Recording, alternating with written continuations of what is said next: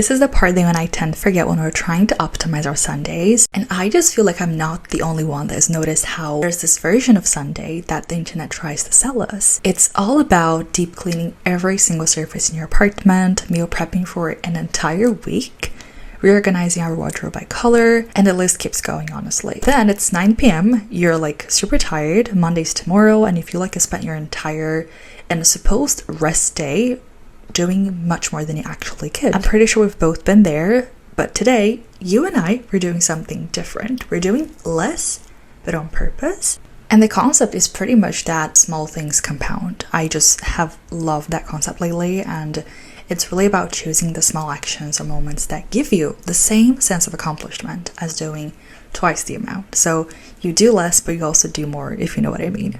That's why today I'm giving you 5 things that you can do on your Sunday.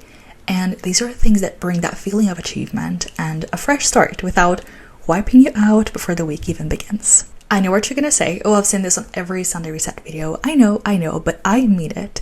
If you could take 5 minutes to put on fresh sheets, that's already a win. And I think the reason why people would say or believe that it's so overrated, it's because they don't actually do it. I mean, it's truly like nice to jump in a bed that is like super fresh, you know, you feel different, you smell new and I don't know, like cool scent from a freshly washed sheet. You also get rid of days worth of bacteria, by the way, if you didn't forget about that. So you end up feeling like you do have your life slightly more put together. It sets a different tone, and this one lasts an entire week, to be honest. So small actions compound, and this is what I mean. One thing about me, and probably you too, is that I have an ick for a messy kitchen. Like, I just cannot wake up and I'm about to make my breakfast and I see that it's super messy. It's like so much visual chaos in front of me. But putting yesterday's dishes away takes 2 minutes tops, and it removes a kind of low level noise from your day, because as you know, visual clutter is also mental clutter. So if you clear the counter, then you also clear a little bit of your head as well. If you're also cooking later, your space is already ready for you. So small thing, big difference. That's what we're talking about here. Every time we hear the word Sunday reset, we automatically link it to errands or housekeeping. And I know that, okay? Like, I know that. But what about us? I mean, what about actually prepping ourselves, not just our space, for the week ahead? One of the things that I do for myself is to make a proper breakfast. I am such a breakfast person, and not like grabbing something, eating, standing over the counter, but like actually taking time to do something more special for the Sunday. And it feels like you're not rushing, and that's the entire point. I think this is what we tend to forget when we're trying to optimize everything. Rest is part of the reset, not like only the reward at the very end. It just belongs in the middle somewhere, and we have to keep that in mind as well. This also brings me to something that I want to push on you, like this is very much intentional, and that is taking care of your body.